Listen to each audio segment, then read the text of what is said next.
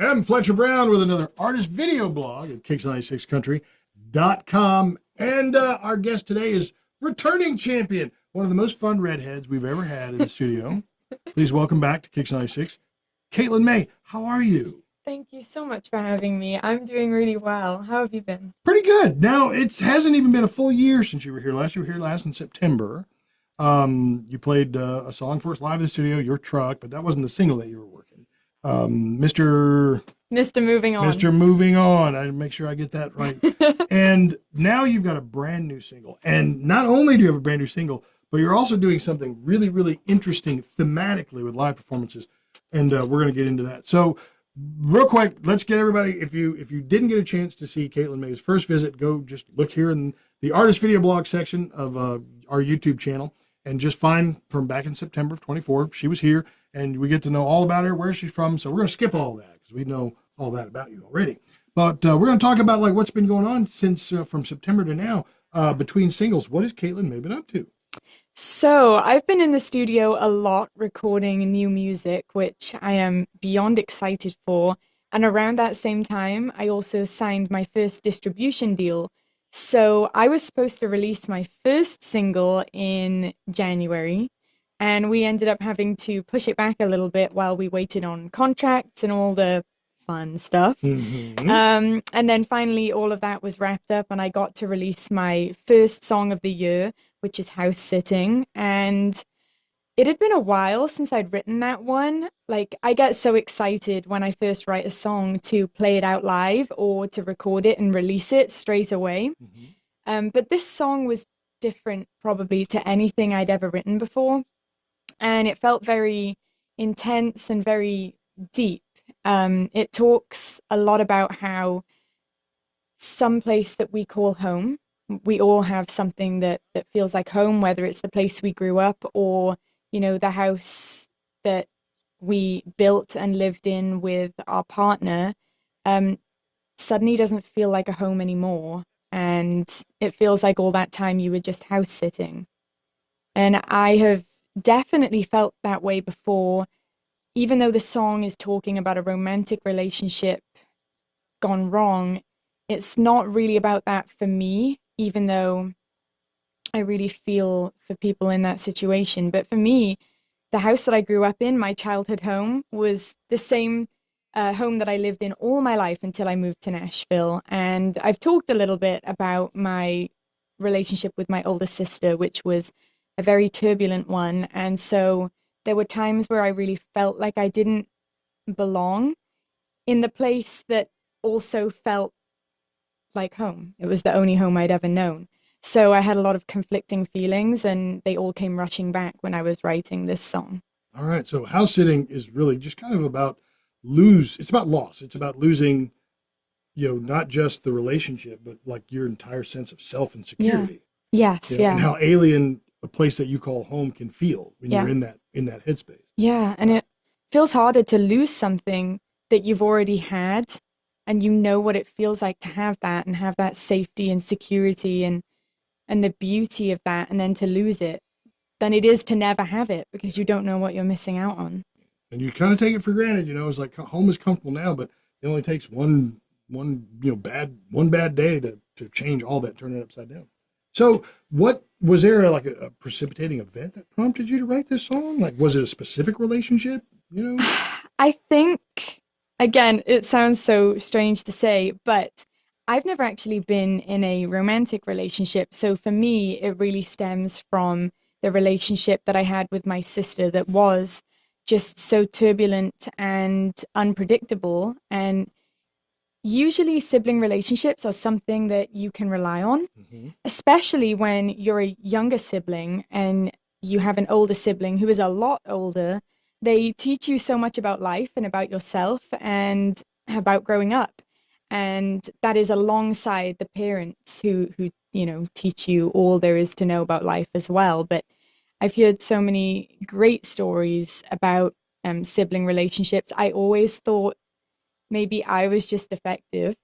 And I know that people feel that same way in romantic relationships because all we see online and all we see around us is the good, but we're not watching the struggle. Mhm. that people are going through, but we know our struggle. So it feels like we're the alien and we're the ones that, you know, don't fit in. But it turns out everybody has their demons and, you know, it's just hard to see other people's.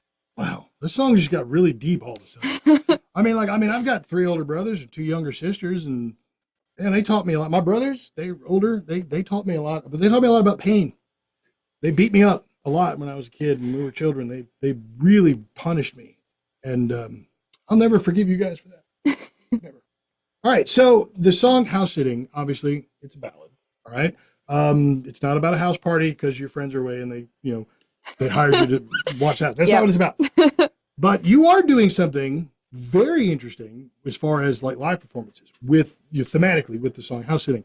You have been doing a house tour. Is that right? Now, explain to us if you've never heard of anything like this. How does a house tour work? So, I was very excited about the prospect of playing a house show before I had ever played one. So I didn't really know how that would play out in real life, just in my head. And I always thought that Nashville would be my first ever house concert since it is a city full of music and full of life, full of people with innovative ideas. And I'd seen a lot about maybe house concerts in that area. So I was excited to move and play my first one, but it turned out that um, that was not in store for me. My first house concert actually ended up being in England before I moved, and it was one of the best experiences that I've ever had. I still go back and play there when I go back to the UK. Mm-hmm. Um, and it really gave me a sense of what a house concert should be. And so I'd been thinking about wanting to do that in the USA, and I didn't get to put it into action until I released this new song. And I woke up one day and I just thought, the song is called House Sitting.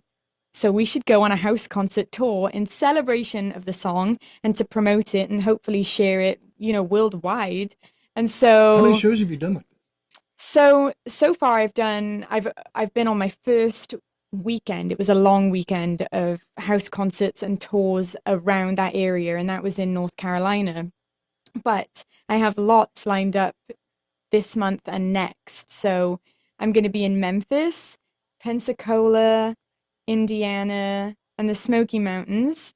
And we have lots more dates and places that we want to go. So we're going to be adding to the tour as we go along. And these are people's houses. Yeah. All right, we're not talking about like not even like a community rec center. This is like somebody's house. Yeah.